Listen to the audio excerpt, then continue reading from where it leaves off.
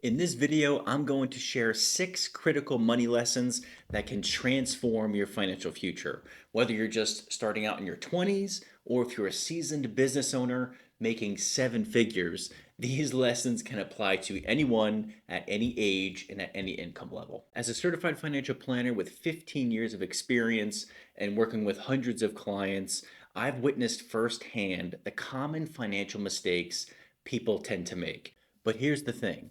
These mistakes are avoidable, and the lessons I've learned can help you sidestep them. So let's dive into the first money lesson, which is compounding really does work. I was a junior in college during the 2008 financial crisis, and for those who may not know, the market dropped by 57% during this period. So this was actually an ideal time to invest because everything was essentially on sale. And if you participated when the market recovers, that's usually when you see a nice significant growth.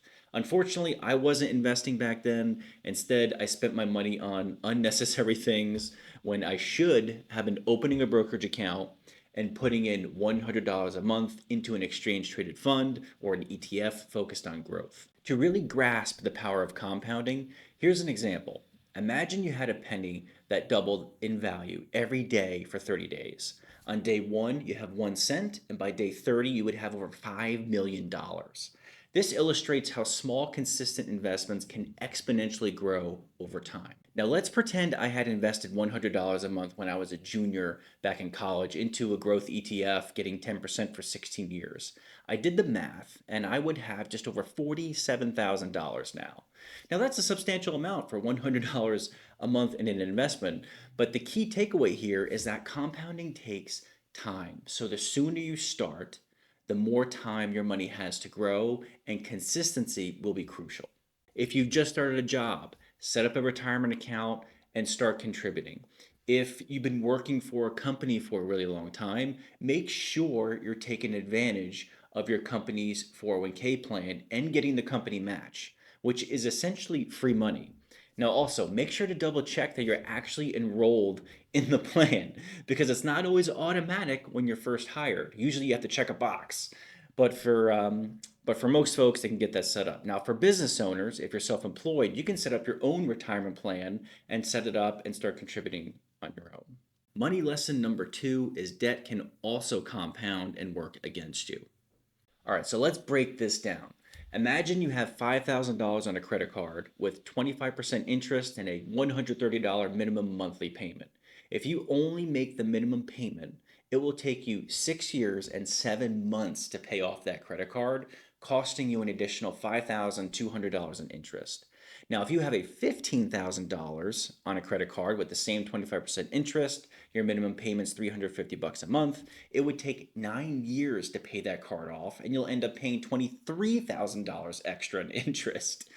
Now, let's look at a mortgage. Consider this. Interest rates right now for mortgages, 30-year loans are around 7.5%. $200,000 loan, 7.5% interest with a $1,400 minimum monthly payment. It would take you 30 years to pay it off. And you'd pay an additional $302,000 in interest. So that's the power of compounding interest working against you. And listen, I have a house, I'm married, I got 2 kiddos, so I understand the realities of managing debt and trying to make things work. So before we move on to money lesson number 3, here are 2 tips that can help you manage debt effectively. Tip 1, know your limits. First, don't buy more than you can afford. Be aware of your monthly cash flow, which is what's coming in and what's going out. And if you're considering buying a house, remember to account for all the extra costs that come with home ownership. Tip number 2, pay more than the minimum. So you want to pay extra on top of the minimum payment if your cash flow allows it. For example, if we go back to that $200,000 mortgage loan, if you paid an extra $100 a month, you'd save over $70,000 in interest and cut the term loan down by 6 years. So if you pay more than you can, the key takeaway here is to be mindful of how debt can compound against you and to take proactive steps to manage it and reduce it. Let's move on to money lesson number 3, understanding market fluctuation and staying the course. I've discovered without a doubt over the years that money and investing They're emotional. And many don't realize the importance of this until there are large, sudden drops in the market, leading to panic and poor financial decision making. Now, when the market crashes, you are literally watching the balance of your investment account plummet into the red day after day. And I went through this. This constant decline can cause inexperienced investors to make disastrous decisions like selling off investments at a loss. I know this from experience. When COVID hit, the market lost 34% in just 1 month. As a certified financial planner, I have my own business.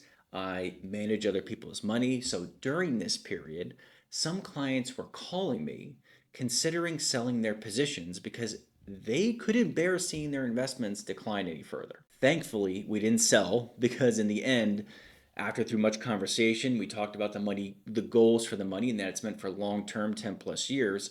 But despite the fluctuations in the market and the fear triggered by the news and the media, we stayed the course, which turned out to be the right decision, thank God.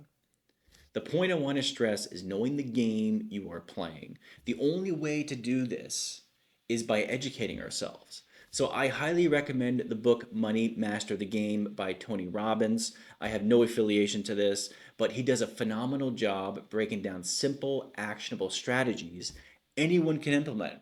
And he also provides essential knowledge and statistics that help investors stay confident and be informed even when the market is going crazy. So, the key takeaway is to educate yourself so you can make informed decisions and remain confident, especially during the market ups and downs. Knowledge is power, especially with investing. Now, with that foundation, let's move on to money lesson number 4, which is invest in yourself.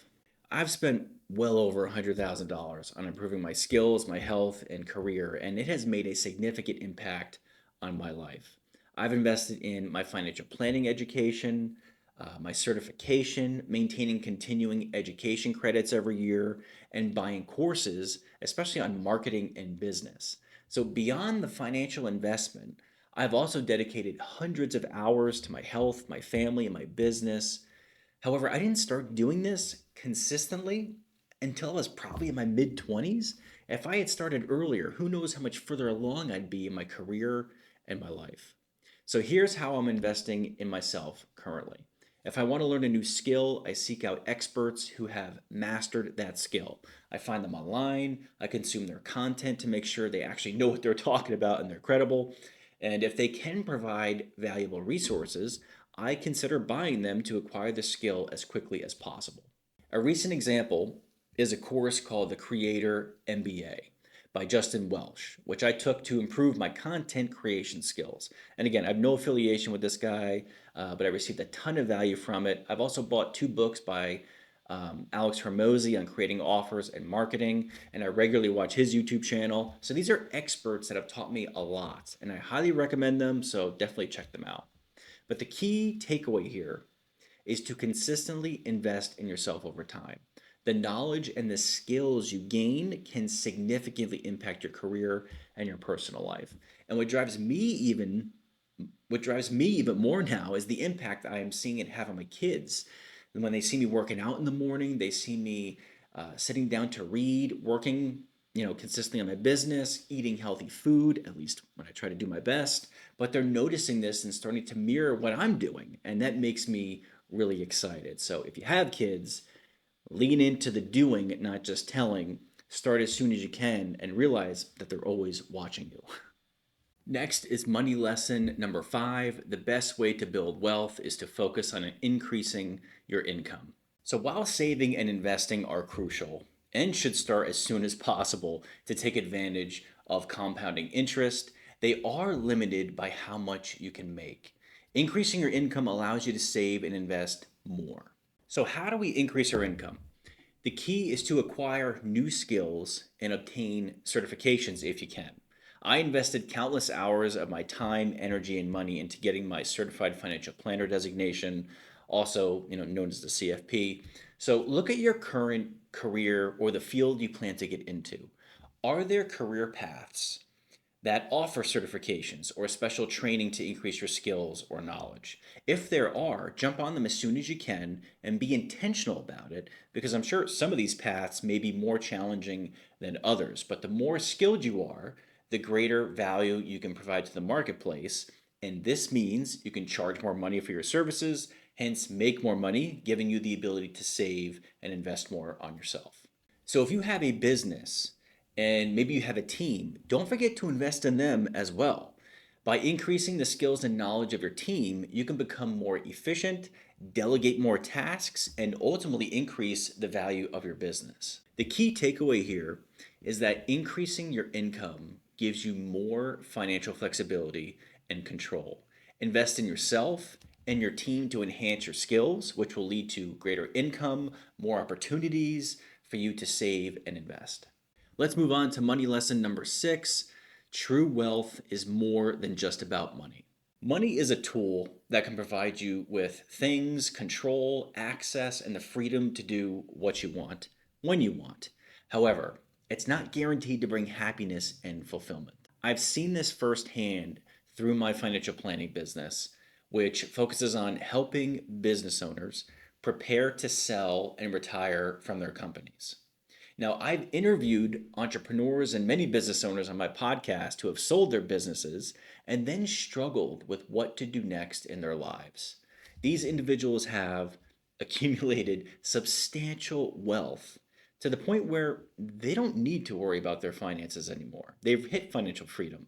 Yet many still struggle with the feeling of being unfulfilled and having a loss of purpose.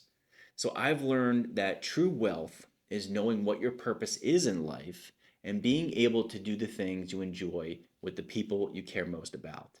Now, many of us end up in a job or career that we hate and we feel stuck, so we sift through life just going through the motions. And I got sick of this 4 years ago for myself, and I started my own business. Now, that doesn't mean this is an easier path. It's very difficult. And many of us, we go out, we start a business looking for freedom. We have all of our time, when in reality, the first few years requires 100% of our time and dedication to building and marketing our business.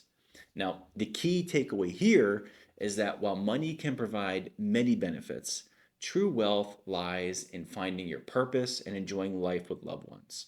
Focus on what brings you joy and fulfillment beyond the financial success. Thank you all for watching this video. If you got value from it, subscribe to be notified of future videos to come, and I will catch you on the next one.